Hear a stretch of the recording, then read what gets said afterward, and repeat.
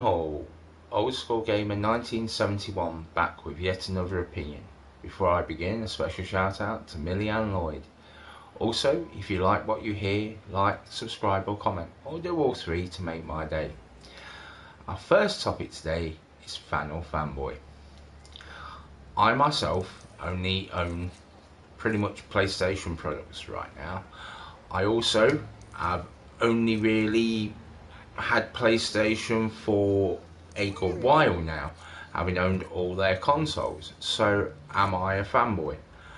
I do not really consider myself a fanboy because I accept that or welcome competition to the PlayStation brand. Because with competition, it makes better consoles and better games, and we all want those.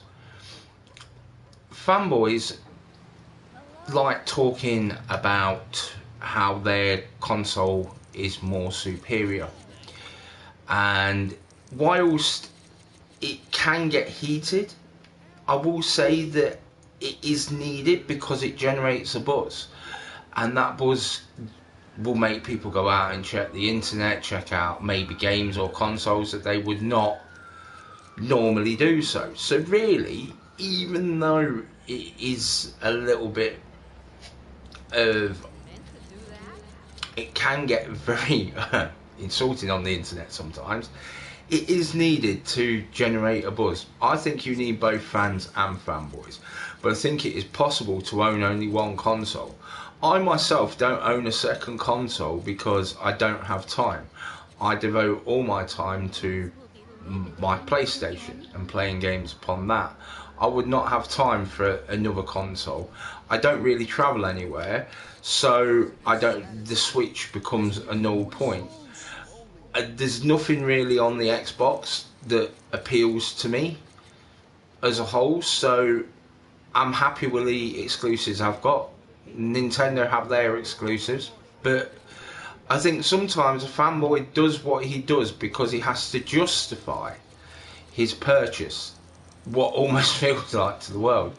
But as I say, the buzz it generates gets people talking and thinking about things, and I think it's a good thing. But competition is what is paramount to the industry not stagnating. Back in the Super Nintendo era, and you had Super Nintendo and the Mega Drive, and for a while, because it appeared like the Super Nintendo had won by a certain point, the game stagnated and it became really, really bad. There was a lot of shovelware that came out. If you look at all three consoles now, the amount of shovelware is at minimal, which is really good. Right, on to what I'm playing right now, Lego City Undercover. As I mentioned before, it is pretty much just GTA on as a kid's game, but man, is it so much more. You get through the Lego bit and the collection bit is really, really good. In the first place, I was not a huge fan of all of like having to scan everything, because as opposed to before where you switch all this stuff on and all of a sudden you have a load of arrows all over your screen pointing you in the general direction of where you've got to go, and no, it's not there anymore. All of a sudden now you've got to scan everything and find everything that way. It is good, it makes a change, it changes it up a little bit, so I am quite happy about that. So, last but not least, trophies. I love trophies. I love the sound it makes. I love the fact, like, when that pops, especially when it's a platinum. I'm on to platinum. This will be platinum number 81. Before anybody criticises the game necessarily too much, it's took me about 50 hours to get to this point, and it will probably take me another about 15-20 hours to platinum it. They always are a good 70-hour game to platinum. because of the amount you've got to collect, the stuff you've got to find, and the stuff you've got to do.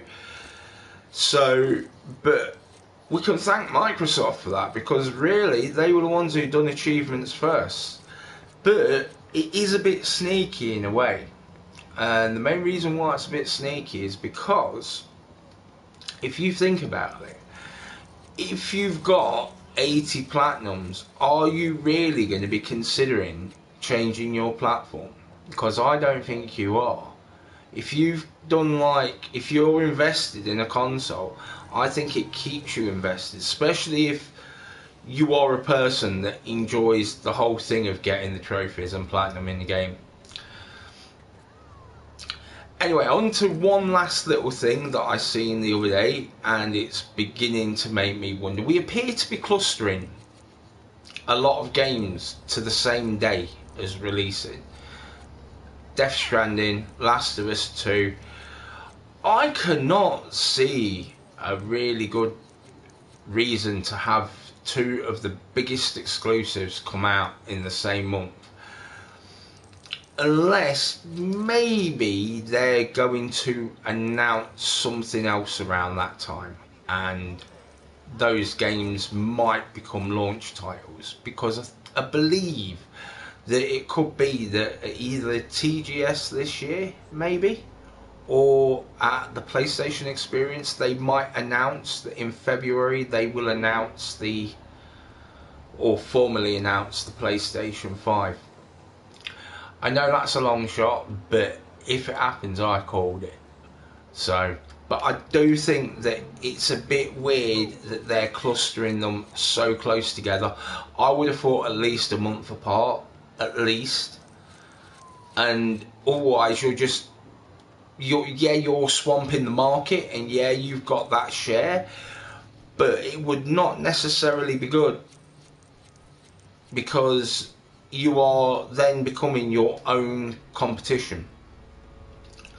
But anyway, it's a bit shorter than I was expecting, but hopefully you all have a good day, and hopefully it is the PlayStation 5, because if it's backwards compatible, then everybody who has a PlayStation 4 has a really good back catalogue of games.